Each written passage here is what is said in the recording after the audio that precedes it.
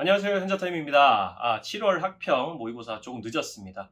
사실은 제가 이번에 7월은 좀 패스를 하려고 하다가 몇몇 분들이 댓글에다가 7월 왜 안 올라오냐 이렇게 댓글을 달아주셔가지고 어쩔 수 없는 건 아니고요. 그래도 여러분들에게 제가 7월 학평 얘기를 좀 할 수 있으면 좋을 테니까 빨리 좀 찍어보기로 마음을 먹었습니다. 다 풀지는 못할 것 같고요. 한 몇 개 정도, 한 7개에서 한 8개 정도의 문제만 오답률이 높았던 문제로만 선별을 좀 해가지고 그래서 몇 개만 좀 풀어보도록 하겠습니다. 일단은 2번입니다. 2번 문제 같은 경우에는 양적 연구의 탕굴 절차랑 관련된 문제. 요즘에 이거 점점 더 어렵게 나오고 있기 때문에 여러분들이 항상 주의해가지고 처음부터 문제를 푸는 과정에서 독립변수나 혹은 종속변수나 혹은 모집단은 무엇인지, 표본집단은 무엇인지, 여기에 해당되는 자료수집법은 뭐고, 가설은 기각됐는지 혹은 수용됐는지 채택됐는지 뭐 그런 것들을 계속 체크를 해가시면서 문제를 풀어가시는 게 맞는 방향이겠습니다. 빠르게 풀어보면요. 연구자 갑은 먹방 시청과 다이어트 실시 여부가 식욕에 미치는 영향이라는 주제를 연구하기 위해서 가설을 설정했다라고 되어 있는데, 정확히 말하면 가설이 어떻게 설정되는지는 적어두지 않고 있고요. 이런 주제만 지금 얘기를 해주고 있습니다. 주제에서 보면은 독립변수랑 종속변수를 찾아낼 수는 있어요. 그렇죠? 먹방 시청과 다이어트 실시 여부가 식욕에 미치는 영향이니까 식욕이 영향을 받는 대상, 결과가 되는 거고, 나머지 두 개가 독립변수에 해당이 됩니다. 원인이죠. 그렇죠? 먹방이랑 다이어트 실시 여부가 각각 독립변수 1, 독립변수 2가 된다라고 생각하시면 되겠고요. 반면에 여기 식욕 같은 경우에는 종속변수가 되겠다라고 생각을 하시면 되겠네요. 그냥 종속변수라고 보시면 됩니다. 그러면은 이 주제를 연구하기 위해서 가설을 설정하고, 가설이 뭔지 모르지만 남녀 대학생 48명을 대상으로 연구를 진행해야 돼요. 남녀 대학생 48명 같은 경우에는 아무래도 표본일 가능성이 높겠죠. 다만 앞에서 표본이라고 명확하게 지금 제시가 돼 있다고 보기는 좀 어렵습니다. 뒤쪽으로 가면은 48명 중에서 뭐 20명만 뽑아가지고 실제로 연구를 한다든지 이런 것들이 사실 나타날 수도 있거든요. 여러 가지 제시문들에서 그런 게 기출로 나온 적이 있으니까 좀 조심은 하셔야 되겠습니다. 다만 일단은 이 연구에서는 아래쪽에 보면은 뭐 다이어트 하고 있는 24명, 다이어트 하고 있지 않은 24명 어쨌든 다 해가지고 결과적으로는 A, B, C, D 집단으로 나눠놓고 거의 48명을 연구 대상으로 하고 있어요. 그러니 이 제시문에서는 표본 집단이 맞다라고 볼 수 있겠습니다. 갑은 다이어트를 하고 있는 24명과 다이어트를 하고 있지 않은 24명을 선정해서 아래표와 같이 분류했다고 합니다. 이 먹방 시청이라는 게 독립변수 1이었고 다이어트 실시 여부가 독립변수 2였는데, 지금 여기서 독립변수 2를 해당되는 집단과 해당되지 않은 집단으로 나눠버린 거죠. 다이어트를 실시하고 있는 친구들, 안 하고 있는 친구들. 이건 실험을 하고 있는 게 아닙니다. 그렇죠? 그냥 사람들한테 물어봐가지고 나눠놓은 거에 불과한 거죠. 각 집단에 12명씩 연구 대상자를 배정했다고 합니다. 각 집단에, 그러니까 24명, 24명 있는 집단에다가 각각 12명씩만 뽑아가지고 실제로 또 다른 연구의 대상자로 배정했다라고 느끼면 되겠습니다. 갑은 어쨌든 48명이 전부 다 표본이고요. 이 표본 같은 경우에는 모집단을 물어보면은 사실 여기에 딱히 모집단이 적혀 있지 않아서 모집단은 그냥 모든 사람들이라고 생각하시면 되겠고요. 이 48명 중에서 23명, 24명 뽑아서 실제로 앞으로 어떤 연구를 본격적으로 진행을 할 때인데 이 연구 대상자를 각자 배정했다고 합니다. 48명이 전부 관찰 대상이긴 한 거죠. 표본이긴 한 겁니다. 근데 그 중에서 이 연구라는 게 어떤 연구인지가 좀 중요하긴 하겠죠. 갑은 연구 대상자 모두에게 실험 실시 전 5시간 동안 공복을 유지하게 했다고 했습니다.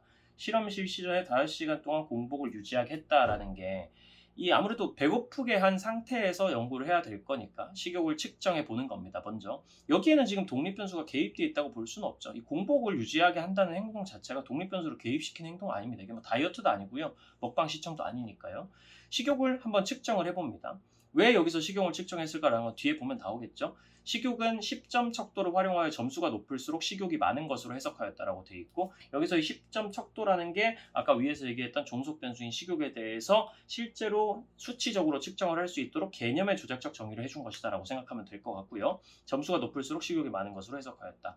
AB 집단에는 먹방을 20분 동안 시청하게 하고, AB 집단 같은 경우에 먹방을 20분 동안 시청했다. 먹방이 지금 여기 분명히 위에서 독립변수 1로 나와 있었기 때문에 A 집단과 B 집단, 즉 먹는 방송을 보여준 친구들, 이 친구들이 지금 실험 집단이 되겠네요. 지금 독립변수를 의도적으로 인위적으로 개입시켰지 않습니까? 그러니까 이 집단에는 확실히 실험을 하고 있는 겁니다. 독립변수 1을 개입시킨 거고요. CD 집단에는 자연 풍경을 활용한 영상을 촬영한 영상을 20분 동안 시청하게 한 후라고 했으니까 여기는 먹방을 보여주지 않았다라고 해석을 하시면 됩니다. 자연 풍경을 촬영한 영상이란 게 독립변수를 개입시켰다고 보긴 좀 어렵겠죠. 물론 우리가 넓게 보면 이거 실험했다라고는 얘기할 수 있지만, 정확히 말하면 우리가 실험을 처치했다라고 표현할 때 독립변수가 개입되어야지만 실험을 처치했다고 표현을 하기 때문에 이 친구들 같은 경우에는 통제 집단이 되겠다라고 생각하는 게 맞겠네요. 자연 풍경 영상만 보여준 친구들은 A, B 집단은 실험 집단, C, D 집단은 통제 집단이 지금 되는 겁니다. 그러면 지금 다이어트 하고 있음 하고 있지 않음에 대해서는 실험 집단, 통제 집단이라고 얘기할 수도 있지 않나요? 라고 물어보는 친구들이 있을 수는 있을 것 같은데 이 부분은 실험이랑 통제라고 할 수는 없죠. 여기서 인위적으로 지금 다이어트를 시키거나 그런 게 아니지 않습니까? 그냥 다이어트를 하고 있는 애들, 안 하고 있는 애들 나눠놓은 것이기 때문에 여기서는 실험 집단, 통제 집단 이렇게 얘기할 수 없고 먹는 방송을 보여줬냐, 그렇지 않냐 이걸 가지고 실험 집단, 통제 집단을 구분하시는 게 맞겠습니다. 분명히 실험은 먹방을 보여주는 방식으로 이루어진 거니까요. 식욕을 다시 측정했습니다. 앞에서 식욕을 한번 측정했는데 먹방을 보여주고 혹은 먹방을 안 보여주고 식욕을 다시 측정했다는 건 이게 곧 실험법에서 사용되는 사전 검사와 사후 검사가 있었다라고 충분히 얘기를 해줄 수가 있죠. 여기서 사전 검사로 종속 변수 식욕을 먼저 한번 측정을 해보고 공복시킨 다음에 그리고 여기서는 식욕을 다시 한번 측정해서 실제로 먹방을 보여준 집단들이 먹방을 안 보여준 집단에 비해서 식욕이 높아졌는지 혹은 낮아졌는지 이런 걸 관찰하려고 하고 있는 겁니다. 갑은 수집한 자료를 분석한 결과 가설이 모두 기각되었다라는 걸 확인했다고 했으니까 이것도 굉장히 중요한 표현이 되겠죠. 그럼 바로 아래로 내려가서 이 표에서 분류해 놓은 거 한번 체크하시고 다이어트 하고 있으면서 먹방을 본 집단이 A 뭐 이런 식으로 체크를 해보시고 선지를 바로 풀어주시면 되겠습니다. 1번 C 집단은 통제 집단이고 D 집단은 실험 집단이라고 합니다. C 집단은 통제 집단이고 D 집단은 실험 집단이 아니라 D 집단도 통제 집단이죠. C 집단과 D 집단은 둘 다 먹방을 보여주지 않은 집단이기 때문에 둘 다 통제 집단이라고 생각하시는 게 맞겠고요. 실험은 먹방에 대해서 한 거니까요. 다시 말씀드리지만 2번 기억은 독립변수, 니은은 종속변수라고 합니다. 기억과 니은 둘 다 독립변수였습니다. 그렇죠? 종속이 아니라 독립으로 바꿔주시는 게 맞겠고요. 틀렸고 3번 디귿은 기억의 영향을 측정하기 위한 사전검사. 디귿은 기억의 먹방의 영향을 측정하기 위한 사전검사라고 물어보면은 사실 디귿 시점에는 아직 먹방이란 게 적용이 된 상태가 아니죠. 그렇죠? 물론 사전검사, 사후검사 둘 다 먹방의 영향을 측정하려고 하긴 했습니다만 일단은 첫 번째 표현부터 조금 이상하긴 합니다. 여기는 아직 먹방이 적용되지 않았잖아요. 이 사람들 아직 먹방을 본 사람들이 아니란 말이죠. 여기 24명 전부가 실험에 참가한.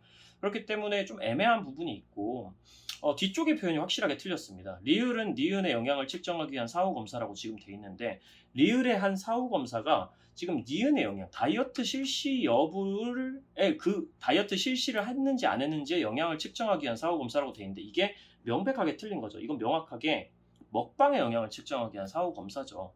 먹방을 보여주기 전에 먹방을 보여준 후에 지금 다시 측정을 해봤다는 것은 실제로 이 집단들에 대해서 먹방을 보여주기 전과 후에 어떤 영향이 나타나는지 확인하려고 한 거예요. 정확히 말하면 A, B 집단, 즉 실험 집단에 대해서 먹방을 보여주니 어떤 변화가 나타나는지 체크하려고 한 것이기 때문에 리을도 디귿도 정확히 말하면 기억의 영향을 측정하기 위한 사전검사나 사후검사라고 표현하는 게 엄밀히 말하면 맞겠습니다. 4번 종속 변수에 미치는 기억의 영향을 확인하기 위한 실험 처치가 적용된 것은 A 집단, B 집단이다라고 지금 나와 있는데요. 종속 변수가 식욕, 이 식욕에 미치는 기억, 먹방의 영향을 확인하기 위한 실험 처치가 독립변인을 개입시킨 실험 집단, 독립변인을 개입시켰다.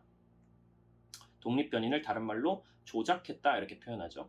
그러니 실험 집단에 해당되는 이 친구들은 A, B 집단 맞죠? A 집단이랑 B 집단, 실험 집단에 해당되는 친구들이 맞습니다. 4번이 정답이고요. 5번 B집단의 디귿값과 D집단의 리을값의 차이가 없었기 때문에 미음이 되었다. 이 선지를 많이들 틀리셨던데 잘 보셔야 됩니다. B집단의 디귿값과 D집단의 리을값. 디귿은 지금 보면 식욕이고 리을 같은 경우에는 식욕을 다시 측정한 건데 디귿이 사전검사, 식욕을 검사했는데 사전검사한 거. 식욕이 아니라 식욕이죠. 죄송합니다. 여기는 사후검사 이렇게 되는 건데 사전검사와 사후검사의 차이가 없었기 때문에 미음이 되었다라고 지금 얘기를 하고 있는데 이거 잘 생각을 해보세요. 여러분 지금부터 B집단의 사전검사와 D집단의 식욕에 대한 사후검사 값이 차이가 없었기 때문에 미음, 가설이 모두 기각되었다라고 지금 얘기를 하고 있습니다. 근데 B집단 같은 경우에는 지금 실험 집단에 해당이 되고 D집단 같은 경우에는 통제 집단에 지금 해당이 되는데 B집단의 디귿값, B집단에서 사전검사를 해본 거랑 D집단, 실험도 아예 안 한 집단에서 사후검사를 해본 거랑 차이가 없었기 때문에 미음, 가설이 모두 기각되었다라고 얘기하는 건 말이 안 되죠. 우리가 지금 보려고 하는 거는 실험이 적용된 집단이 사전검사와 사후검사 값이 어떻게 바뀌는지예요. 이거 D집단의 리을 값을 말하는 게 아니라 똑같은 B집단. B집단이 지금 실험 집단에 해당되는 이 지금 B집단이 먹방을 보여주기 전이랑 보여준 후랑, 그러니까 사전이랑 사후랑 이 값의 차이가 있는지 없는지를 확인하려고 하는 게 실험인데, 갑자기 B 집단이랑 D 집단을 비교하면 안 되죠. 얘랑 얘가 차이가 안 나는 것 때문에 가설이 기각됐다 이런 식으로 절대 얘기를 할 수 없는 겁니다. 확실한 거는 같은 집단 안에서 사전검사와 사후검사의 값을 비교를 해야 된다는 거죠. 그걸 가지고 기반으로 판단하는 것이기 때문에 5번은 틀린 선지가 됩니다. 8번입니다. 다음은 가나 두 지역으로만 구성된 갑국의 인구 관련 지표이다. 가 지역의 생산 연령 인구는 나 지역의 생산 연령 인구의 2배이다. 지금 이렇게 돼 있어요. 생산 연령 인구는 일반적으로 쓰이는 표현인데 여러분들이 알고 있는 부양 인구랑 사실상 같은 뜻이라고 알고 계시면 됩니다. 부양 인구 있잖아요. 실제로 생산이 가능한 인구, 그래서 다른 노년이나 유소년 인구들을 먹여 살릴 수 있는, 부양할 수 있는 인구란 뜻으로 받아들이시면 되고요. 이 나아 지역의 생산 연령 인구의 2배이다. 이 표현은 굉장히 중요하죠. 그렇죠? 전반적으로 다 중요한 표현이라고 보시면 됩니다. 가 지역의 생산 연령 인구는 나 지역의 생산 연령 인구, 즉 부양 인구의 2배이다. 우리는 보통 이런 문제를 풀 때 아래쪽에다가 표를 하나 더 그립니다. 그렇죠? 가 지역, 그리고 나 지역, 그리고 유, 부, 노, 총 이런 식으로 그냥 자음만 적어줍니다. 이렇게 했을 때 지금 확실한 건 부양 가능 인구가 가 지역의 부양 인구가 나 지역의 부양 인구에 비해서 2배다. 여기 있는 가 지역의 부양 인구가 나 지역의 부양 인구보다 2배만큼 많다라는 뜻 기억하시고, 아래쪽에 보면 가 지역, 나 지역의 고령화 지수, 유소년 부양비, 노년 부양비 이렇게 나와 있는데, 유소년 부양비랑 노년 부양비가 나와 있으면 사실은 쉬워지는 거죠. 그렇죠? 왜냐하면 유소년 부양비, 노년 부양비 둘 다 분모가 생산 연령 인구, 즉 부양 인구이기 때문에 둘 다 부양 인구가 분모인 지수를 지금 나타내고 있다는 겁니다. 그러면 우리는 부양 인구를 100이라는 기준값으로 잡아지면 굉장히 쉬워질 것 같다라는 생각도 할 수가 있죠. 왜냐하면 유소년 부양비라는 건 결국 생산 연령 인구 분의 유소년 인구 곱하기 100을 해가지고 20이라는 숫자가 지금 나온 거잖아요. 제가 맨날 얘기를 하는 거지만 분수에다가 곱하기 100을 해가지고 20이 나왔다라는 말은 분모가 100일 때 분자가 20이다 이런 뜻으로 그냥 생각하시면 됩니다. 분모를 항상 100으로 가정하시는 거예요. 그리고 분자가 이 100에 비해서 상대적으로 20만큼의 값을 가진다. 즉 비율로 따지면 5대 1이다 이런 뜻입니다. 그러니 부양인구를 100으로 잡아놓으면 유소년 인구가 바로 나온단 말이죠. 마찬가지로 노년 부양비는 30이란 뜻으로 나와 있는데 이런 경우에도 똑같죠. 생산 연령 인구가 100명일 때 노인 인구가 30명이라는 뜻으로 받아들이면 되기 때문에 노인 인구 여기다가 부양 인구 100명일 때 30명이다. 그대로 적으시면 됩니다. 그러면 총 인구는 150명이 되겠죠. 나 같은 경우에도 똑같이 가면 됩니다. 유소년 부양비 이거 그대로 적으시면 돼요. 유소년 인구는 부양 인구 100명일 때 20명일 거야. 이 지역 안에서는. 노년 부양비는 부양 인구가 80이니까 노년 부양비가 부양 인구 100명일 때 노인 인구는 80명일 거야 이렇게 적어주시고 총 인구는 다 더하면 200명일 거야 이렇게 잡아주면 되죠. 근데 아까 위에서 뭐라 그랬습니까? 부양 가능 인구가 가 지역이 나 지역의 2배라고 그랬잖아요. 그러면 실제로 가 지역이 100명이라면 나 지역은 50명이 될 거고, 나 지역이 100명이라면 가 지역은 200명이 될 겁니다. 200명으로 잡는 게 아무래도 좀 더 편하겠죠. 그러면은 여기서 곱하기 2를 해가지고 나 지역의 부양인구 100명이라고 가정하고, 그럼 가 지역은 200명이다 이렇게 잡아주시면 돼요. 실제로 얘가 200명이 된다면 나머지 유소년 부양인구, 노인인구, 총인구의 비율은 그대로 유지가 되는 것이기 때문에 얘가 곱하기 2가 되면 나머지도 다 곱하기 2가 되면은 비율이 유지되겠죠? 그럼 비율은 그대로 유지해주면서 인구만 다 곱하기 2를 해주는 겁니다. 여기 300 이렇게 적어주면 되겠죠? 그러면 실제로 여기 동그라미를 친 요 인구가 나 지역이랑 이제 비교를 할 수가 있는 인구가 된 거예요. 그 전까지는 가 지역 안에서의 비율, 나 지역 안에서의 비율만 얘기하는 거였지만 이렇게 인구를 2배로, 부양 인구를 2배로 딱 잡아줌으로써 우리는 가 지역과 나 지역의 인구를 비교할 수 있게 된 겁니다. 기억. 니은은 기억의 3배 이상이다라고 지금 돼 있어요. 니은이랑 기억이 각각 고령화 지수에 해당이 되죠. 근데 고령화 지수는 여러분들이 지금 요걸 안 그래도 충분히 풀 수 있는 문제입니다. 왜냐면 고령화 지수는 애초에 유소년 인구분의 노인 인구거든요. 근데 유소년 부양비는 부양 인구분의 유소년 인구, 노년 부양비는 부양 인구분의 노년 인구잖아요. 그럼 이거 어떻게 하면은 살짝만 바꿔주면 이게 바로 고령화 지수가 됩니다. 원래 고령화 지수가 유소년분의 노인이기 때문에 유소년 부양비 분의 노년 부양비를 해주면 여기 분모 겹친 애들 날아가고 유소년 인구분의 노인 인구 그냥 이렇게 되지 않습니까? 그러니까 우리는 그냥 고령화 지수를 구하기 위해서 대단한 거 할 필요가 없는 거예요. 유소년 부양비 분의 노년 부양비를 하고 대신에 여기 곱하기 100도 만약에 분수로 만들면 다 사라지니까 겹쳐가지고 거기다 곱하기 100을 해주기만 하면 되는 겁니다. 유소년 부양비 분의 노년 부양비 곱하기 100 하면 그게 그냥 고령화 지수예요. 2분의 3 곱하기 100 하면 기억은 150이 되는 거죠. 그리고 여기는 2분의 8, 4 곱하기 100 해주면 400이 되는 겁니다. 그냥 이렇게 잡아주면 너무너무 편한 거죠. 사실은 빡세게 볼 필요가 없었어요. 요 안에서 막 찾아가지고 노령화 지수를 구하기 위해서 2분의 3, 2분의 80 이렇게 할 필요도 없이 그냥 여기 있는 거 그대로 대입해가지고 풀어주시면 되는 문제였습니다. 400은 150의 3배 이상이다. 그럼 당연히 틀린 선지가 되겠죠. 150의 3배는 450이니까요. 3배면은 450이니까 400이 150의 3배인 450보다는 작다. 이렇게 보시면 되겠죠. 니은 갑국 노년부양비는 갑국 유소년 부양비의 2배 이상이다 라고 지금 되겠습니다. 갑국 노년부양비라는 표현이 지금 나왔어요. 이거 굉장히 중요한 표현이기도 하고 재밌는 표현이기도 한데 가지역이랑 나지역으로 구성된 나라가 지금 갑국이잖아요. 그럼 갑국의 노년부양비라고 하면 가지역과 나지역을 합친 갑국 전체의 부양비를 지금 물어보고 있는 겁니다. 그럼 우리가 지금 이 노년부양비를 전체 부양비를 지금 구하기 위해서는 어떻게 해야 될지를 생각을 해보시면 돼요. 이것도 별로 어렵지 않아요. 그리고 갑국 유소년 부양비의 2배 이상이다라고 되어 있으니까 물론 갑국 전체의 유소년 부양비도 지금 구해야 되겠죠.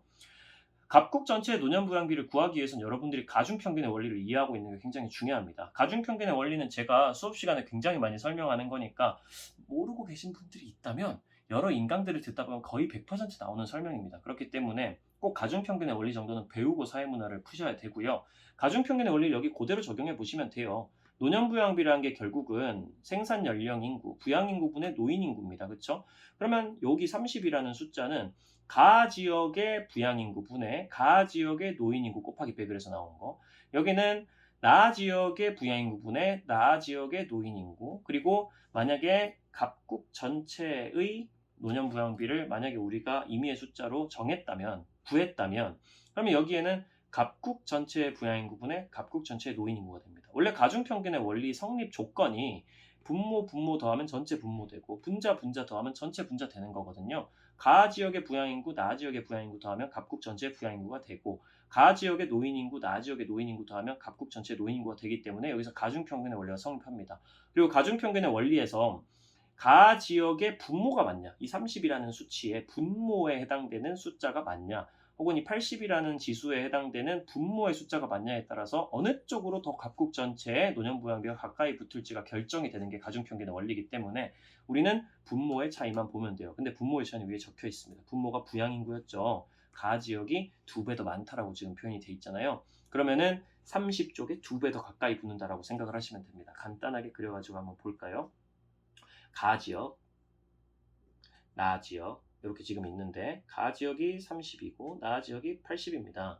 근데 가 지역이 지금 부양 인구가 즉 분모가 2배만큼 나 지역에 비해서 많기 때문에 30 쪽으로 가 지역 쪽으로 2배만큼 더 가까이 붙어야 돼요. 이렇게 돼야 된다는 거죠. 2대 1만큼 지금 거리가 나와야 된다는 겁니다. 30에서 80까지 거리가 50이기 때문에 50을 3으로 나눠주면 이 2대 1의 비율을 맞춰줘야 되니까 3으로 나눠주면 대략 16.6666 뭐 이렇게 나올 겁니다. 그럼 대충 여기는 16.6이라고 가정을 하고 여기는 곱하기 2니까 뭐 한 33.2 뭐 이 정도 되겠네요. 대충 잡은 겁니다. 그냥 그렇게 잡아주면은 여기서 지금 거리를 계산해 보면은 대충 한 46.6 요 정도 나온단 말이죠. 대략 요 정도 나옵니다. 그러면 46.6이면은 이 느낌만 가지고 가면 되는 거예요. 대충 한 46.6이야. 대충 46.6이야. 이렇게 봐주면 갑국의 노년부양비는 46.6. 갑국의 유소년 부양비도 찾아보면 되는데 이거 지금 가중평균의 원리에 적용된다고 말씀드렸죠. 근데 원래 가중평균의 원리가 적용되는 상황에서 이 두 부분 비율이 같으면 전체의 부분 비율도 같다. 그냥 이렇게 외우고 계셔야 됩니다. 여기서 유소년 부양비 20이고 여기도 20이면 여기도 20입니다. 마치 남자 평균이 20점이고 여자 평균이 20점이면 반 전체 평균이 20점인 거랑 똑같은 원리거든요. 가중평균이 적용되면은 원래 그런 원리가 적용되니까 이런 것들도 원리 관련된 수업을 꼭 듣고는 오셔야 돼요. 그러지 않으면 제가 하는 말이 이해가 안 될 테니까. 그렇게 보면은 지금 갑국 노년부양비 46.6 정도인 이 부양비는 갑국 유소년 부양비 20의 2배 이상이다라고 충분히 얘기를 할 수가 있게 되는 거죠. 디귿 나 지역의 유소년 인구는 가 지역의 유소년 인구의 절반이다라고 지금 얘기를 했습니다. 나 지역의 유소년 인구 20명, 가 지역의 유소년 인구 40명. 지금 요거 가지고 비교하셔야 됩니다. 가 지역 볼 때에도 이거 가지고 보시면 안 돼요. 여기 동그라미 쳐져 있는 부분을 보고 비교하셔야 되고 20명은 40명의 절반이다. 그럼 당연히 맞는 선지가 됩니다. 리을 다른 이동 없이 가 지역의 노인 인구 50%가 나 지역으로 이동하면 나 지역의 노년 부양비는 100이 된다라고 지금 얘기를 하고 있는데 현재 나 지역의 노년 부양비는 80입니다. 근데 다른 이동 없이 가 지역의 노년 인구 50%가 그럼 얼마죠? 요거 비교할 때는 요거 보셔야 됩니다. 가랑 나 지역에 연결되면요. 나 지역의 노년 인구가 지금 60명이거든요. 근데 그 중에 50%면은 지금 30명이 옮겨간다는 겁니다. 절반이니까. 30명이 이쪽으로 옮겨가면 이 80명이 아니라 얼마가 되죠? 110명이 되죠. 110명. 그러면 부양인구 100명이었으니까 100분의 노인인구 110. 이게 노년 부양비를 구하는 공식이니까 부양인구분의 노인인구 100분의 110 곱하기 100 하면 그냥 110이 되는 거죠. 나 지역의 노년 부양비는 100이 아니라 110이 된다. 이렇게 해주시면 리을 선지는 틀렸습니다. 정답은 3번. 자, 10번입니다. 다음은 연구자 갑이 A국의 노동 관련 성불평등을 연구하기 위해 수집한 자료이다.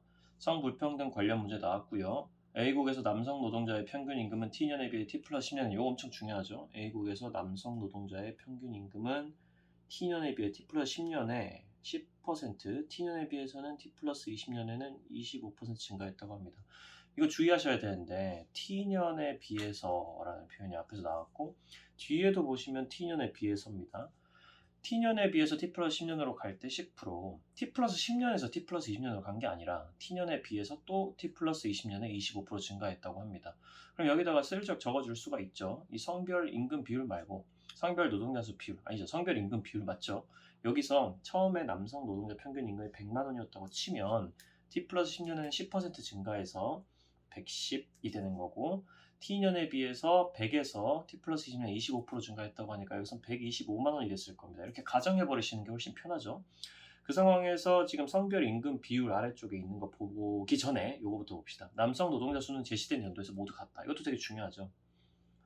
남자 노동자 수는 한 번도 바뀐 적이 없다라는 표현이고 그럼 성별 노동자 수 비율 여기다가도 남자 노동자는 그냥 100명으로 한 번도 바뀐 적이 없다. 이렇게 적어두시고 가정해 주시면 되겠네요.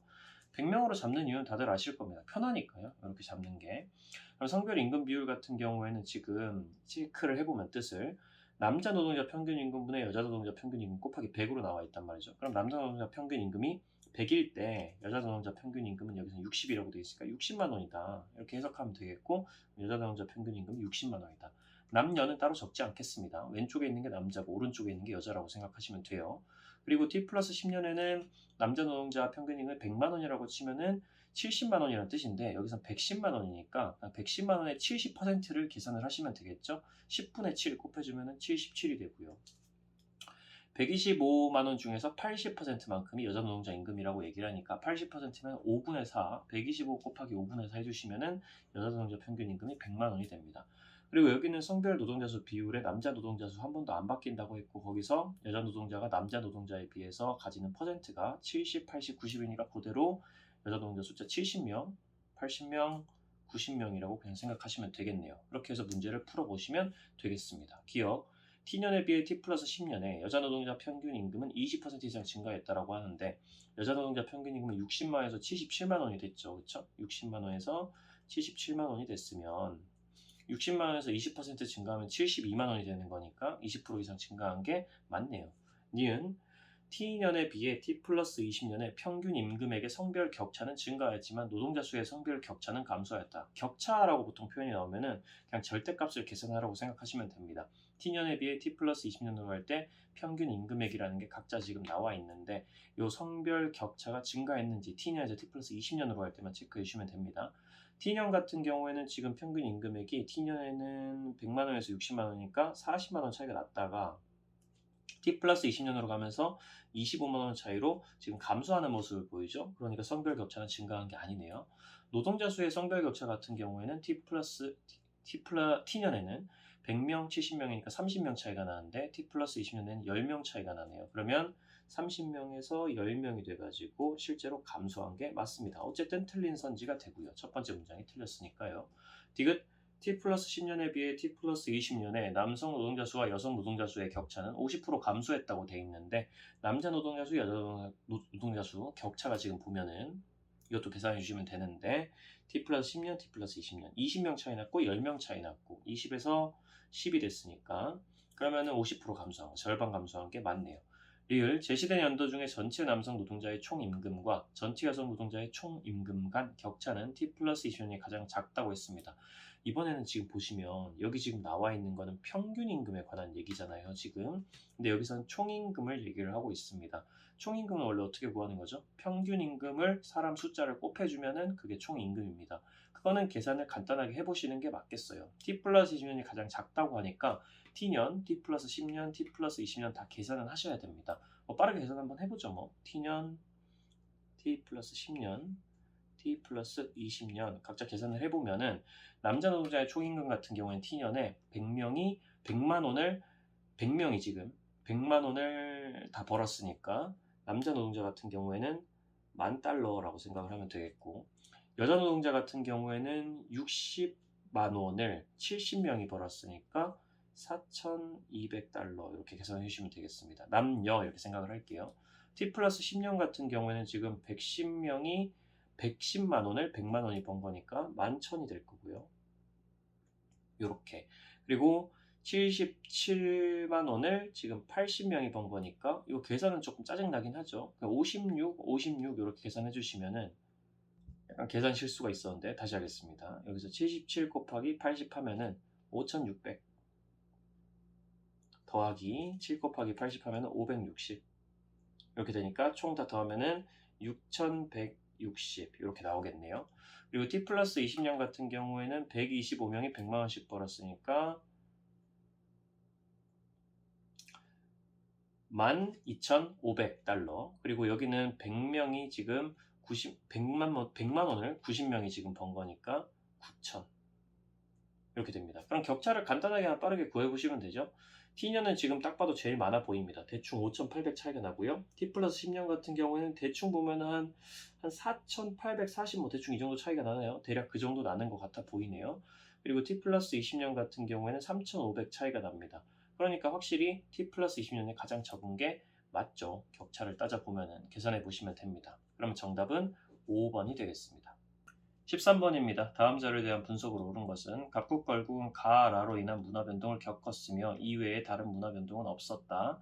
양국은 상호 교류 이외에 제3국가의 문화 교류는 없었으며, 또 이 갑국이랑 을국 빼고 나머지 나라 뭐 예를 들면 병국이라든지 이런 나라에서 넘어온 문화 교류는 없었다는 얘기고, 전파된 문화 요소 중에서 소멸된 것도 없었다라고 얘기를 합니다. 전파된 문화 요소 중에서 소멸된 게 없었다라는 표현이 중요하죠. 이 나라로 넘어온 것 중에 딱히 소멸된 게 없었다라는 얘기. 아래쪽에서 어떤 내용인지 체크해 보시면 되겠고요. 가라는 각각 발견, 발명, 간접 전파, 직접 전파 중 하나이며 제시된 문화 요소 이외에 다른 문화 요소는 없다라고 얘기를 하고 있습니다. 가라가 지금 발견, 발명이면 발견, 발명은 내재적인 요소고, 간접 전파랑 직접 전파라고 하면 외재적인 요소라고 부르는 것들인데, 그런 것들이 각각 어느 위치에인지를 완벽하게 찾을 수는 사실은 없어요. 지금 이 표상에서 보시면은. 다만 우리가 이 정도는 알아낼 수가 있죠. 만약에 갑국이 가라는 변동을 겪었을 때 이 변동이 어떤 내재적인 요인, 외재적인 요인이었다면은 을국에 있었던 네모가 어떤 식으로든 이쪽으로 넘어오는 모습이 보였을 겁니다. 근데 없죠. 그리고 나라는 요인 같은 경우에도 지금 뭔가 외재적인 요인이었다면 갑국이랑 을국만의 교류가 있기 때문에 이 동그라미가 이쪽으로 넘어와서 뭔가 모습이 보였어야 되는데 그런 것도 전혀 없습니다. 그렇죠? 그렇기 때문에 가랑 나는 무조건 내재적인 요인일 거예요. 발명 아니면 발견이란 뜻이죠. 하지만 다라를 보시면 이제 전파 모습이 나타나는데, 여기 갑국에 동그라미랑 세모가 있었는데 지금 을국에서 이 변동이 있고 난 이후에 동그라미랑 세모 모습이 보인단 말이죠. 그럼 요거는 전파가 분명히 된 겁니다.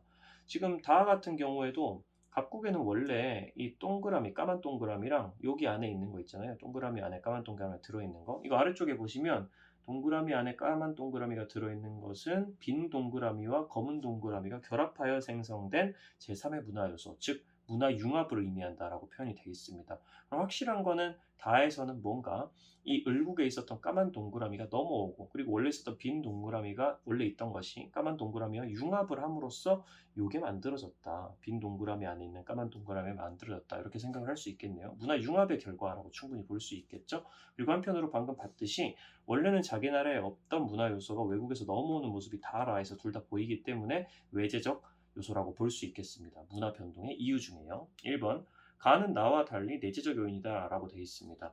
이거 지금 가는 나와 달리 이렇게 하면 안 되죠. 둘 다 내재적 요인이라고 지금 보여집니다. 이 표상에서는요. 2번, 다로 인해서 갑국에 전파된 문화 요소의 개수보다 라로 인해 을국에 전파된 문화 요소의 개수가 많다라고 얘기를 하는데, 원래 지금 다를 통해 가지고 갑국에 을국에서 넘어온 문화 요소 같은 경우에는 지금 확인을 해보시면은 이거 지금 까만 동그라미 지금 하나가 지금 넘어온 게 보입니다. 그렇죠? 그렇기 때문에 다로 인해 각국에 전파된 문화 요소의 개수는 지금 하나로 보이고요. 보시면은. 라로 인해서 을국에 전파된 문화요소는 동그라미랑 세모가 지금 라를 통해 가지고 갑국에서 을국으로 넘어온 모습이 보이지 않습니까? 그럼 라로 인해서 을국에 전파된 문화요소의 개수는 2개입니다. 그럼 하나보다 2개가 많다. 정답은 2번이네요. 너무너무 쉬운 문제네요. 3번 1차 변동 후 을국은 갑국과 달리 새로운 문화요소가 나타났다라고 지금 돼 있는데 1차 변동 이후에 여기서 여기로 넘어갈 때 을국은 갑국과 달리 새로운 문화 요소가 나타났다라고 되어 있는데 갑국도 지금 동그라미만 있었다가 세모가 나타나고 을국도 네모만 있었는데 까만 동그라미가 나타나고 그렇단 말이죠. 그럼 이건 달리가 아니라 둘 다 새로운 문화 요소가 나타났다. 가치로 수정하는 게 맞겠고요. 4번 2차 변동 이후에 갑국은 을국과 달리 기존 자기 문화 요소가 남아있다라고 지금 돼 있는데 갑국은 기존에 있었던 문화 요소인 세모가 지금 그대로 있는 모습을 보이죠. 을국은 어떻습니까? 기존에 있었던 네모가 그대로 남아있네요. 그러니까 둘 다 같이 기존 자기 문화 요소가 그대로 남아있다라고 보시는 게 맞겠습니다. 5번 갑국에서 문화 병존, 을국에서 문화 융합의 사례를 확인할 수 있다라고 했는데 갑국 같은 경우에 문화 병존이 일단 나타나는지 확인을 해보면 원래는 동그라미 세모가 있었는데 그 세모가 지금 그대로 살아남았죠. 거기서 을국에서 넘어온 까만 동그라미가 동시에 있는 모습을 보이니 지금 갑국에서 문화 병존이 있다라는 말은 사실인 것으로 보입니다. 을국에서 문화 융합의 사례를 확인할 수 있냐라고 물어보면 을국에서 원래 네모랑 까만 동그라미가 있었는데 그냥 세모가 넘어와 가지고 그리고 동그라미가 빈 동그라미가 넘어와 가지고 까만 동그라미는 어디론가 사라지고요. 갑국으로 넘어간 이후에 자기 나라에선 사라졌나 보죠. 그러니까 네모, 세모, 동그라미 이렇게 있으니까 문화융합이라고 볼 수는 없네요. 문화융합은 외부에서 넘어온 까만 동그라미랑 세모가 이 네모랑 합쳐져 가지고 어떤 새로운 모습을 만들었어야 되니까요. 그러니까 을국에서 문화융합은 나타나고 있지 않고 오히려 갑국에서 보시면 융합이 나타났었기 때문에 갑국에서 문화병존과 융합이 함께 나타났다라고 표현을 하는 게 맞습니다. 을국은 오히려 병존의 케이스죠. 그렇죠? 네모가 그냥 그대로 있고 동그라미 세모가 와서 그냥 함께 존재하고 있는 것. 그러니 요거는 병존으로 바꿔주시는 게 맞겠고요. 그렇게 하면은 정답은 2번. 14번입니다. 카드게임 문제죠. 카드게임 문제는 어차피 푸는 방식이 굉장히 정형화되어 있다고 얘기를 할 수 있는데 제가 이 문제 풀 때 항상 선지를 먼저 보고 나서 이 카드에다가 어떤 데이터를 적어놔야지 문제를 가장 빨리 풀 수 있을지 생각을 해보라고 항상 말씀을 드립니다. 한번 체크를 해보죠. 카드 1에서 5에는 사회 집단과 사회 조직의 일반적인 특징이 적혀 있고 카드별로 점수를 부여하는데 각 카드에 적힌 내용이 공동, 공식, 비공식 조직 중 하나의 특징에만 해당하면 1점, 2개면 2점, 3개면 3점 이렇게 준다고 합니다. 카드가 최대 3점에서 최소 1점까지 이제 점수를 부여받는다는 얘기죠. 다음 5장의 카드를 학생 가불에게 각각 나눠준다라고 했습니다. 한 상자 안에서 뭐 서로 먼저 뽑아오고 나중에 뽑아오고 이런 게 아니라 그냥 각각 이 카드 5개를 가불에게 둘 다 준다는 얘기예요. 자신이 판단하여 가장 높은 점수를 받을 수 있도록 3장을 뽑게 한다. 둘 중에서 점수의 합계가 더 높은 사람이 승리한다라고 적혀 있고 카드에는 특징들이 지금 적혀 있습니다. 이 특징에 3개 다 해당될 수도 있고 하나 해당될 수도 있고 뭐 그런 거겠죠. 1번 카드 3장의 조합으로 얻을 수 있는 최대 점수는 이거 물어봅니다. 그러면 카드마다 점수가 몇 점인지를 적어놔야 좋을 거다라는 생각을 알 수 있고요. 2번 공식 조직의 일반적인 특징이 적힌 카드를 모두 뽑았을 때 이런 표현까지 있으면은 카드마다 해당되는 개념들도 그러니까 이 사회 집단의 종류들도 적어놔야지 이런 것들 바로바로 알아보면서 문제를 푸는 게 편하겠구나. 뭐 점수 얘기도 계속 나오고요. 공동사회 비공식 조직의 일반적인 특징이 적혀 있니 아니니 이런 얘기도 나온 거 보면은 크게 2개만 적을 것 같아요. 적으면 될 것 같아요. 여기 있는 사회 집단이 여기 있는 일반적인 특징에 어떤 것들이 해당되는지 그리고 이것들을 숫자만 세가지고 점수가 몇 점인지만 적어두시면 될 것 같습니다. 명시적 규약과 체계화된 업무 수행 방식이 존재한다. 이거는 공동사회, 공식 조직, 비공식 조직 중에 공식 조직에만 해당되는 내용이죠. 명시적 규약, 체계화된 업무 수행 방식, 2차 집단 이런 특징들은 당연히 기억을 해두셔야 됩니다. 1점짜리 카드고요. 결합 자체가 집단 형성의 목적이다라고 돼 있는데 이 표현 여러분들 꼭 기억하셔야 됩니다. 이거는 공동사회에서 쓰는 표현이고요. 1점짜리 카드가 되겠습니다. 공식 조직이랑 비공식 조직 같은 경우에는 둘 다 이익사회고 이익사회는 결합 자체가 집단 형성의 목적이라고 보지 않습니다. 어떤 다른 목적이 있다라고 보통 많이 보기 때문에 이 표현 자체를 그냥 공동사회의 전형적인 선지다라고 외워두시는 게 필요합니다. 카드 3 같은 경우엔 소속감을 가진 구성원들 간 지속적인 상호작용이 이루어진다. 소속감을 가진 구성원들이 있어야 된다. 지속적으로 상호작용을 해야 된다. 하나 더 하면은 2명 이상의 사람으로 이루어진다. 이렇게 하면은 그냥 사회 집단의 특징이에요. 이것들 전부 다 사회 집단이고요. 그러니까 공동사회 카드 3 같은 경우에는 공식 조직 그리고 비공식 조직까지 3개의 모든 특징을 다 가지고 서술하는 내용이 되겠습니다. 그러면 3점짜리 카드가 되겠네요. 카드 4, 선택 의지에 의해 인위적으로 형성된다. 선택 의지랑 본질 의지라는 개념이 두 개가 따로 있죠. 공동사회가 본질 의지를 기반으로 뭉친다면 선택 의지를 통해서 내가 직접 선택해가지고 이런 목적을 가지고 사람들이 인위적으로 모인 것 이렇게 얘기를 하면은 그건 이익사회에 해당되는 특징이고 이익사회에 해당되는 건 공식 조직과 비공식 조직입니다. 그러니까 2점짜리 카드가 될 거고요.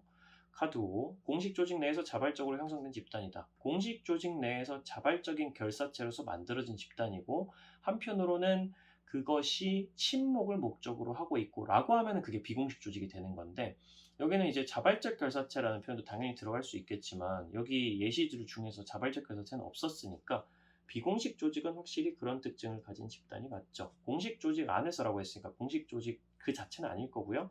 자발적으로 형성된 집단이라는 표현이 들어갔기 때문에 항상 비공식 조직의 특징 그리고 비공식 조직은 항상 여러분들 기억하고 계셔야 되겠지만 여기에 더해가지고 1차 집단이다. 1차 집단. 친밀한 관계를 가진다. 이 정도는 항상 기억을 하고 계셔야 되겠습니다. 비공식 조직의 특징으로서. 그러면 이것도 1점짜리 카드가 되네요. 공동사회는 공식 조직 내에서 자발적으로 형성된 집단 이런 식으로 표현하지 않아요. 지금 여기서 표현하는 것은 비공식 조직의 특징입니다. 기억하시고요. 1번 카드 3장의 조합으로 얻을 수 있는 최대 점수는 5점이다. 3, 2, 1 이렇게 보면 최대 점수 총 6점이니까 틀린 선지. 공식 조직의 일반적인 특징이 적힌 카드를 모두 뽑았을 때 얻을 수 있는 점수는 총 3점이다. 공식 조직의 특징이 있는 카드 다 뽑아봅시다. 여기 하나 있고요. 여기 하나 있고요. 여기 하나 있고요. 카드 1, 3, 4 이렇게 되는 건데 이렇게 뽑으면은 총 점수는 6점이 되는 거죠. 총 3점이 아니라. 3번 카드 2에는 공동사회와 비공식 조직 모두의 일반적인 특징이 적혀 있다고 하는데 카드 2에는 공동사회와 비공식 조직 모두의 일반적인 특징이라고 표현할 수는 없죠. 그냥 공동사회의 특징만 지금 적혀 있는 것이기 때문에 틀린 선지입니다. 여러분들이 오해를 많이 해요. 비공식 조직이 1차 집단인 건 맞아요. 친밀한 집단인 건 맞는데 그렇다고 해서 결합 자체가 집단 형성의 목적이다 이런 식으로 표현하지 않습니다. 친목 목적의 집단이다 이렇게 보통 표현을 하죠. 다른 표현이니까 엄밀하게 알아두셔야 되는 겁니다. 4번 카드 4와 카드 5에 부여되는 점수는 같다라고 하는데 카드 4와 카드 5는 2점, 1점으로 각각 다르죠? 그러니까 틀린 거고 5번 갑이 카드 1, 2, 3을 뽑고 그러면 카드 1, 2, 3을 뽑으면 1, 1, 3이니까 갑은 5점을 받았을 것이고 을이 카드 3, 4, 5를 뽑는다면 3, 2, 1을 뽑았으니까 을은 6점을 받았을 겁니다. 그러면 을이 승리한다. 5번이 정답. 자, 15번입니다. 그림은 각국에서 발생한 계층 간 이동 인구의 상대적 크기를 상층에서 하층으로 이동한 인구를 기준으로 나타냈다고 하네요. 각국은 계층을 상중 하로만 구분한다고 했고요. 이거 지금 그림에 보면은 이렇게 상층에서 하층으로 이동한 인구가 한 칸이면은 상층에서 중층으로 이동한 인구는 세 칸이다 이렇게 돼 있는데 상대적 크기를 기준으로 나타냈다고 하니까 상층에서 중층으로 이동한 인구가 상층에서 하층으로 이동한 인구의 3배다 뭐 이런 식으로 생각을 하시면 되겠습니다. 상층에서 하층으로 이동한 인구는 계층 이동되는 상층 인구 대비 25%돼요. 중요할 거고요. 그렇죠? 상층에서 하층으로 이동한 인구는 계층 이동 전의 상층 인구 대비 25%다. 4분의 1이다 이렇게 얘기하고 있고 일단은 넘어갈게요. 계층 간 이동이 일어나기 이전에 각국은 상중 비율의 합이 하층 비율과 같았고 중층 비율은 상층 비율 1.5배다. 이건 중요하죠. 그렇죠? 계층 이동이 일어나기 전이랑 계층 이동이 일어난 후의 인구가 있다라고 생각을 하시면 되겠습니다. 우리가 보통 이렇게 표를 많이 그리죠. 계층 문제를 풀 때. 이렇게 그려가지고 상, 중, 하, 상, 중, 하. 보통은 이렇게 부모, 자녀 이런 식으로 이동하는 걸 많이 그리는데 이번에는 계층 이동 전에서 계층 이동 후로 이동한 인구라고 생각을 해주시면 되겠습니다. 마치 계층 이동이 일어날 때 세대 간 이동이 부모에서 자녀로 이동하듯이 이번에는 전에서 후로 이동한다라고 생각을 하면 되겠네요. 근데 여기 있는 내용들을 확실하게 잘 보면 계층 간 이동이 일어나기 전에 그러니까 계층 간 이동 전에 상, 중, 하의 비율을 여기 있는 서술을 통해서 알아낼 수 있겠구나. 왜냐면 각국은 상층과 중층 비율의 합이 하층 비율과 같았다라고 하니까 상층과 중층 비율의 합이 하층 비율과 같았다. 어차피 계층 이동 전에 상중하 인구는 전체 100%일 텐데 상중이랑 하가 숫자가 똑같답니다. 그러면 50, 50씩 나눠 가지는 거겠죠. 전체가 100%니까요. 그러면 하층이 무조건 50%다라는 게 확정된다고 생각을 하시면 되겠고요. 나머지 상층이랑 중층을 더하면 50%가 되는데 그 중에서 중층 비율이 상층 비율의 1.5배다. 다시 말하면 2분의 3이다라는 얘기를 지금 하고 있으니까 이 2분의 3, 2랑 3으로 나눠 가지면 되는 거죠. 그렇죠? 중층이 지금 1.5배만큼 크다고 하니까 30이 되고 상층이 20이 되면은 1.5배 차이가 나면서 더하면 50% 이렇게 되겠습니다. 이런 것들은 미지수로 푸셔도 되는 거예요. 중층 비율이 상층 비율의 1.5배라고 하니까 상층 비율을 x라고 잡으면 중층 비율이 1.5x다. 그러니까 이거 가지고 미지수로 두 개 더해가지고 2.5x가 되니까 두 개를 더하면 무조건 50이 나와야 되고 두 개 더하면 2.5x니까 x는 20, 20이랑 30이 된다. 이런 식으로 생각하셔도 괜찮겠습니다. 그걸 가지고 계층 간 이동 인구의 상대적 크기를 구할 수 있을 것인가? 아직 요걸 하기 전에 위에서 안 한 게 있었죠. 그쵸? 상층에서 하층으로 이동한 인구는 계층 이동 전의 상층 인구 대비 25%라고 했습니다. 계층 이동 전의 상층 인구는 전체 100% 중에 20%에 해당되고 상층에서 하층으로 이동한 인구, 여기 상층에서 계층 이동 전에 상층이었다가 후에 하층으로 이동한 친구들, 이 친구들이 계층 이동 전에 상층 인구 전체 20% 중에서 25%, 4분의 1이라고 했으니까 여기다가 5를 적어주면 되겠네요. 그렇죠? 20에 25%면 5니까 이런 식으로 잡아주면 됩니다. 그리고 상대적 크기가 여기 적혀 있잖아요. 상층에서 하층으로 이동한 인구가 지금 5%라고 잡아줬으니까 네모 한 칸당 크기가 전체 100% 중에 5%가 되는 겁니다. 그러면 상층에서 중층으로 간 거는 15%가 되고 여기는 10%가 되고 여기는 15%가 되고 여기는 20% 4칸이니까 여기는 5% 이런 식으로 되겠네요. 그럼 이걸 그대로 여기 칸 안에다가 정리만 해주시면 되겠습니다. 상층에서 중층으로 간 애들 15%, 상층에서 중층으로 간 애들 15%, 중층에서 하로 간 애들 10%, 중에서 하로 간 애들 10%, 중에서 상으로 간 애들 15%, 하에서 중으로 간 친구, 하에서 중으로 간 친구 20%, 하에서 상으로 간 친구 5% 이런 식으로 잡아주면은 우리 요거 가지고 어차피 다 더하면 20%가 나와야 되고 다 더하면 30%가 나와야 되고 이런 식으로 가는 거니까 그냥 다 더하면 20% 나오게 여긴 빵이 들어가야 되고 여기는 다 더하면 30%가 나오게 5가 들어가면 되고 다 더하면 50%가 되게 25%로 잡아주시면 되겠습니다. 그러면 이걸 다 더해가지고 계층 이동 후의 인구 상중하도 구할 수가 있게 되죠. 여기는 20 다 더하면 여긴 다 더하면 40 여기는 다 더하면은 40 이런 식으로 나오겠습니다. 그러면 계층 구조가 지금 후 같은 경우, 전 같은 경우에는 20, 30, 50으로 하층으로 갈수록 커지니까 피라미드라고 보시면 되고 후는 애매하네요. 보통 중층이 가장 높은 거를 다이아몬드라고 하고 아래로 갈수록 커지는 거를 피라미드라고 하는데 둘 중에 어떤 것도 아니지 않습니까? 이런 경우에는 부르기가 좀 애매하다라고만 보시면 되겠네요. 1번 계층이 유지된 비율이 상승 이동한 비율보다 높다라고 지금 얘기를 했는데 계층이 유지된 비율은 지금 체크해 보시면은 상상 중중 하하 그러니까 전에도 후에도 변화가 없었던 친구들 하나 둘 셋 이렇게 세 보면 되니까 다 더하면은 30이 됩니다. 유지된 비율은 상승 이동한 비율 같은 경우에는 이쪽에 있는 요 세 칸에 있는 친구들이죠. 중이었다가 상이 된 거, 하였다가 상이 된 거, 하였다가 중이 된 거 다 계층이 상승 이동한 친구들이니까 다 더해주면은 40이 됩니다. 그럼 30이 40보다 높다? 틀렸죠. 2번 상층 인구는 계층 이동 전에 비해 계층 이동을 50% 감소했다고 돼 있는데 상층 인구는 계층 이동 전에는 지금 20이었다가 후에도 똑같이 20이네요. 그럼 50% 감소했다 이런 식으로 표현하면 안 되죠. 그대로였다라고 보셔야 되는 거고요. 3번 계층 이동 전과 이동 후에 모두 중층인 인구는 전체 인구 대비 5%였다라고 돼 있는데 계층 이동 전 후에 모두 중층인 거. 전에도 중이었고 후에도 중이었고 이 친구들 전체 인구 대비 5%가 맞습니다. 3번이 바로 정답이네요. 4번 각국의 계층 구조는 이동 전 다이아몬드형, 이동 전에는 피라미드형이었고요. 그렇죠? 이동 후에는 이동 전에 다이아몬드형이 아니라 피라미드형. 이렇게 피라미드. 이동 후에는 피라미드형이라고 했는데 이동 후에도 피라미드형이라고 볼 수는 없죠. 하층으로 내려갈수록 계속 올라가는 유형의 계층 구조가 아니라서 그렇습니다. 그렇기 때문에 틀렸고 5번 계층 이동 전에는 하층이었고 계층 이동 후에 중층인 인구는 전체 인구 대비 40%였다고 되어 있는데 전에는 하층이었고 이동 후에는 중층이었고 이렇게 하면은 40%가 아니라 20%였다로 바꿔줘야 되네요. 정답은 3번.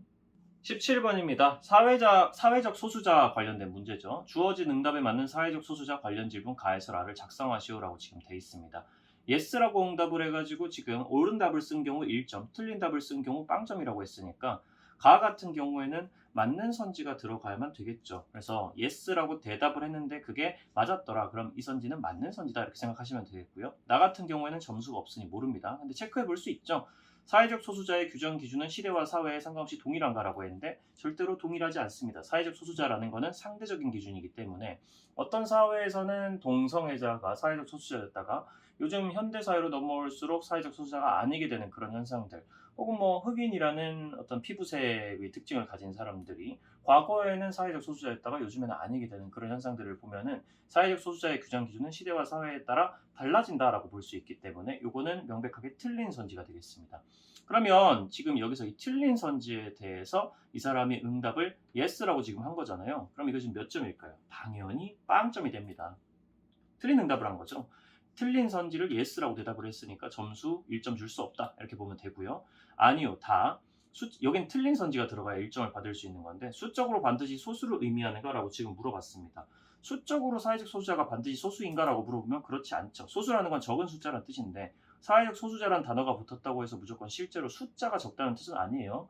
남아프리카 공화국의 아파르트헤이트라는 현상이 굉장히 유명한데 흑인들을 아주 강력하게 이 사는 곳부터 이제 규정을 해가지고 차별을 하는 그런 현상, 어떤 사회 현상을 얘기했던 단어인데 그 아마공이라는 사회에서는 흑인들의 숫자가 압도적으로 많았단 말이죠. 그럼에도 불구하고 지배계층은 백인이었고 흑인은 사회적 소수자였습니다. 그런 걸 체크를 하면은 반드시 소수를 의미한다라는 표현도 틀렸다는 걸 알 수 있기 때문에 이것도 마찬가지로 틀린 선지가 되는 건데 여기에다가 틀렸다 아니요라고 정확하게 응답을 했기 때문에 요거는 1점을 줄 수 있겠습니다. 맞는 선지라고 보시면 되겠죠.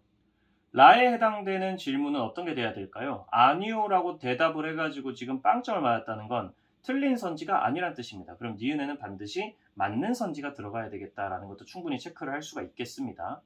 자, 그러면 바로 풀어보면 되겠네요. 기억부터. 기억에는 사회적 소수자를 위한 적극적 우대 조치는 주류 집단에 대한 역차별을 하는 비판을 받기도 하는가가 들어갈 수 있다고 했습니다. 기억에는 맞는 내용이 들어갔어야 되는 거죠. 사회적 소수자를 위한 적극적 우대 조치, 즉 사회적 소수자들에게 역사적인 차별이 있었으니까 그리고 현재 사회도 그들에게 불평등하니까 적극적으로 어떤 혜택을 줌으로써 우대 조치를 해야 된다라는 거는 아무래도 사회적 소수자 외에 일반적인 사람들에게 주류 집단에 대한 역차별을 하는 비판을 받기도 합니다. 그러니까 맞는 선지가 돼서 들어갈 수 있는 게 맞고요. 니은은 맞는 선지가 돼야 되는데 스스로 사회적 소수자로서의 정체성을 인식하고 있는 것이 사회적 소수자의 조건이 되는가 이런 걸 보통 집합적 정체성이라고 부릅니다. 집합적 정체성. 사회적 소수자의 특징 4가지는 꼭 기억을 하고 계셔야 돼요. 첫 번째가 문화적이고 신체적으로 명확한 차이가 존재하는가 일반적인 사람들이랑 두 번째가 권력의 열세가 나타나는가 세 번째 그래서 여러 가지 사회적인 가치를 얻는 데 있어서 배제가 일어나는가 사회적인 차별이 일어나는가 네 번째가 집합적 정체성입니다. 그럼 이것도 맞는 선지라고 볼 수 있겠고 디귿은 리을과 달리 1점으로 채점된다라고 했는데 디귿 리을 둘 다 빵점으로 채점되는 거였죠. 그러니까 디귿도 빵점이고 리을도 빵점이고 그렇게 생각하면 되겠습니다. 리을과 달리는 맞네요. 그러니까 리을은 1점은 아니니까 어쨌든 틀린 선지. 리을 나의 작성한 질문과 다의 작성한 질문의 위치를 서로 바꿔 썼다면 값의 합계 점수는 1점이 된다라고 지금 얘기를 했는데 나의 작성한 질문이랑 다의 작성한 질문이랑 둘 다 어쨌든 틀린 선지였잖아요. 이 질문의 위치를 바꾸더라도 점수는 바뀌지 않습니다. 어차피 틀린 선지 둘을 위치를 바꾸는 거에 불과하니까요. 그러면 값의 점수는 바뀌지 않을 겁니다. 그렇기 때문에 2점이 되는 거고 틀린 선지가 되겠죠. 정답은 1번. 마지막 문제죠. 20번입니다. 다음 자료에 대한 분석을 옳은 것은 단 A와 B는 각각 공공부조 아니면 사회보험 중에 하나라고 하네요. 사회보장제도 일반적인 특징 비교에서 차이점으로 지금 나와 있는 게 B에만 상호부조의 원리가 적용된다고 나와 있습니다. 서로서로 도와줄 수 있는 나도 내고 당신도 내고 그렇게 해가지고 위험에 실제로 처한 사람들에게 미래의 위험을 대비하기 위해서 국가에서 운영하는 보험제도 그럼 상호부조의 원리가 적용되는 건 사회보험입니다. 그럼 A는 자동으로 공공부조가 되겠네요. 그 다음 각국의 A, B 제도 수급자 비율이 나와 있는데 이걸 가지고 우리가 바로바로 해가지고 가, 나, 다, 라의 이 지역별 이 인구 비율을 찾아내야 될 겁니다. A랑 B가 각각 공공부조랑 사회보험이었으니까 이거는 적어두기로 하고요. 이걸 가지고 알아내야 되는데 이제 지금 지역이 4개잖아요. 좀 빡세다고 느껴지긴 합니다. 전체 10%가 나와 있긴 하지만 분명히 아래쪽에 추가 힌트가 있을 것 같다라는 생각이 들고요. 이 4개가 심지어 전체랑 일치하지도 않고 이 중에 10%로 나와 있는 지역도 있지도 않고 이 4개 중에 뭐 겹치는 비율이 똑같은 그런 지역도 없으니까 이거는 100% 아래쪽에 힌트가 있을 거라고 생각하셔도 됩니다. 각국은 가라 지역으로만 구성되고 나와 다 지역 인구는 각각 가 지역 인구의 2배이다라고 지금 돼 있죠. 그러면 나와 다 지역 인구가 가 지역의 2배가 되는 거니까 2, 2, 1 이렇게 생각을 해도 상관없겠네요. 그렇죠? 이런 상황에서 지금 이걸 활용을 해가지고 아래쪽엔 그냥 평이한 그냥 힌트에 불과하고요. 이걸 가지고 알아내야 되는데 별로 어렵지 않습니다. 라라는 지역이 실제로 몇 퍼센트의 비율을 가질지 이 전체 인구들 중에서 혹은 이 지역 100명, 200명, 200명이라고 가정하면 라는 몇백 명인가 이걸 찾아내면 되는데 그게 별로 그렇게 어렵지가 않다는 뜻이죠. 바로바로 한번 해볼까요? 저랑 금방. 나랑 다 지역의 인구가 지금 똑같아요. 그러면 가중평균의 원리에 따라서 나와 다 지역을 묶은 나다 지역의 인구는 당연히 10%가 될 겁니다. 가운데로 딱 위치하는 거죠. 인구수가 똑같으면은 각각의 비율이 존재하는 상황에서 가중평균의 원리가 적용된다면 이 두 개 지역을 합치면 딱 가운데 나다 지역의 공공부조 적용받는 사람들의 수혜자 비율은 10%가 된다는 거죠. 그러면 여기는 합쳐져서 400명이라는 인구를 가진 10%의 공공부조 수혜자 비율을 가진 지역이 됐습니다. 그럼 가 지역이랑도 합쳐볼 수 있죠, 금방. 여기까지 합쳐가지고 가나다 지역까지 이렇게 합쳐가지고 생각을 해보면은 10%짜리 400명 지역이랑 20%짜리 100명 지역이 있는 거예요. 근데 아무래도 20%랑 10%두 개 중에서 사이로 나오게 될 텐데 가나다 지역의 전체 비율은 10% 쪽에 4배만큼 더 가까워야 되는 거죠. 가중평균의 원리에 따라서. 그러면은 10%죠. 한번 그려볼까요? 간단하게만 이렇게 위치를 잡아주면 되는 거죠. 가 지역이랑 나다 지역이 있는 겁니다. 나랑 다 지역을 합친 지역 이렇게 생각을 하고 20%가 지금 가하고 10%가 지금 나다 지역인 거잖아요. 위치를 사실 왼쪽으로 적었으면 좀 더 쉽긴 할 텐데 이렇게 해도 크게 상관없습니다. 나다 지역이 지금 4배만큼 가 지역에 비해서 인구가 많으니까 이렇게 거리가 4대 1로 나와야 된다 이렇게 생각을 하면 되는 거죠. 4대 1이라고 가정을 하면은 실제 여기서 여기까지 거리가 10이기 때문에 비율 5로 나눠줘 가지고 그럼 여기는 8만큼의 거리가 되고 여기는 2만큼의 거리가 되고 실제로는 그러니까 위치는 12%가 될 겁니다. 가나다 지역의 공공부조 수혜자 비율이 12%라는 거죠. 그럼 합치면은 여기 다 합치면은 12%라는 비율이 나왔습니다. 그리고 마지막으로 라 지역이 있는데 여기 8%고 전체는 10% 아니겠습니까? 그러면 전체 비율하고 라 지역의 거리가 2%, 전체 지역하고 가나다 지역의 비율 거리가 2%이기 때문에 가나다 지역하고 라 지역의 인구는 똑같다라는 뜻이 됩니다. 100명, 200명, 200명이랑 500명이랑 여기도 똑같은 500명의 인구를 가지게 된다라고 생각을 하시면 되겠죠. 그럼 전체 지역은 1000명 이렇게 적어주면 되겠습니다. 100명, 200명, 200명, 500명, 1000명 이런 식으로 적어가지고 문제를 풀어보시면 별로 어렵지 않게 풀 수가 있죠. 이런 식으로 문제를 푸는 게 익숙하지 않으시면 가중평균의 원리를 다시 공부하실 필요가 좀 있습니다. 이거는 제가 수업에서 열심히 가르치고 있기 때문에 여러분들 혹시 목동이나 평촌에 살고 계시다면 제 수업을 들으러 오시면 좋겠습니다. 1번부터 기억에는 금전적 지원의 원칙이 적용된 니은에는 사전 예방적 성격의 강함이 적절하다라고 지금 얘기를 하고 있는데 기억이 공통점이잖아요. 공공부조랑 사회보험에 금전적 지원의 원칙이 적용된다는 건 공공부조랑 사회보험의 특징이 맞습니다. 비금전적 지원의 원칙이 적용되는 건 사회 서비스뿐이기 때문에 니은에는 공공부조의 특징만 들어가야 되는데 사전 예방적 성격이 강하다 그랬는데 공공부조는 사전 예방이 아니라 사후 처방이죠. 일이 일단 벌어지고 난 다음에 실제로 가난이나 여러 가지 문제들이 발생하고 난 다음에 그 후에 처방하는 개념의 사회보장제도이기 때문에 1번은 틀렸네요. 2번 디귿은 가 지역의 A제도 수급자 비율보다 낮다라고 했는데 여기 디귿이 지금 감춰져 있잖아요. 근데 우리는 이미 여기 사람 숫자를 다 아니까 빠르게 구해보면 되겠죠. 실제 수급자 숫자를 구해보면 될 겁니다. 사회보험 같은 경우에는 100명 중에 10%가 지금 가 지역에서 적용되니까 그냥 10명이고요. 200명 중에 몇 퍼센트인지 모르고 다 지역은 200명 중에 40%니까 실제로는 80명이 될 겁니다.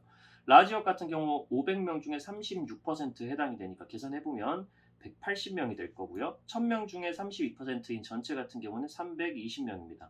그럼 여기는 몇 명이 실제로 수급자 숫자로 들어갈지 명확하죠? 10, 80 더하면 90이고 180 더하면 270이 되는 거니까 320에서 270을 빼주면 여기는 50명이 들어가야 되는 겁니다. 이건 퍼센트가 아니죠. 디귿에 들어갈 내용은 퍼센트니까요. 200명 중에 몇 퍼센트면 50이라는 숫자가 나올까요? 25%면 됩니다. 그러니까 디귿은 25%가 되는 거죠. 그러니까 디귿은 25, 가 지역의 A제도 수급자 비율은 20이었으니까 25랑 20 중에는 낮다라고 표현을 하면 안 되죠. 25는 20보다 높다라고 표현을 했었어야 되는 거니까 2번도 틀렸네요. 3번 강제가입을 원칙으로 하는 제도의 수급자 수는 나 지역이 가장 많다라고 했는데 강제가입을 원칙으로 하는 건 사회보험이니까 여기 이미 구해놓은 수급자 숫자를 가지고 따지면 되겠습니다. 나 지역이 가장 많나요? 아니죠. 다 지역이랑 나 지역이 더 많죠. 그러니까 가장 많지가 않네요. 4번 수혜자 부담 원칙이 적용되는 제도 같은 경우에는 이것도 사회보험이 마찬가지인데 사회보험이랑 사회서비스가 수혜자 부담 원칙이 적용되는 제도죠. 이 제도들의 전체 수급자 중에서 다 지역의 수급자 수가 차지하는 비율은 25%이다. 지금 이렇게 나와 있는데 그럼 사회보험 체크해보면 되죠. 사회보험은 전체가 320명인데 전체 수급자 수는 320명. 그 중에서 다 지역의 수급자 수는 80명이었고 그럼 320분의 80은 25%이다. 4분의 1이다. 이게 정답이 되는 거죠. 5번 가라 지역 중 선별적 복지 인형을 바탕으로 하는 제도는 공공부조인데 공공부조는 수급자 숫자를 아직 구하진 않았지만 실제 문제를 풀 때는 당연히 4번이 정답이라고 체크하고 넘어가시면 되겠지만 지금은 해설 중이니까 한번 더 해봅시다. 100명 중에 20%면 20명이죠. 200명 중에 15%면 실제로는 30명일 겁니다. 200명 중에 5%면 10명일 거고요. 500명 중에 8%면 40명일 거고요. 그러면 이 중에서 이 공공부조의 수급자 숫자는 라 지역이 가장 적다라고 지금 현재 라 지역이 보니까 가장 많은데요. 40명으로. 그러니까 틀린 선지가 되겠습니다. 적다가 아니라 많다로 바꿔줘야 된다. 그렇게 하면 정답은 4번이 되겠습니다. 7월 학병 푸느라 고생하셨고요. 다음에 또 보도록 합시다. 곧 9월 평가원이 이제 치게 되니까 그때 이제 제가 좀 더, 그때는 이제 모든 문항들 다 풀어드리면서 그 과정에서 여러분들이 헷갈리는 것들 다 짚어드리고 하겠습니다. 조만간 사회문화 관련된 컨텐츠 영상도 많이 올릴 테니까 종종 들러주세요.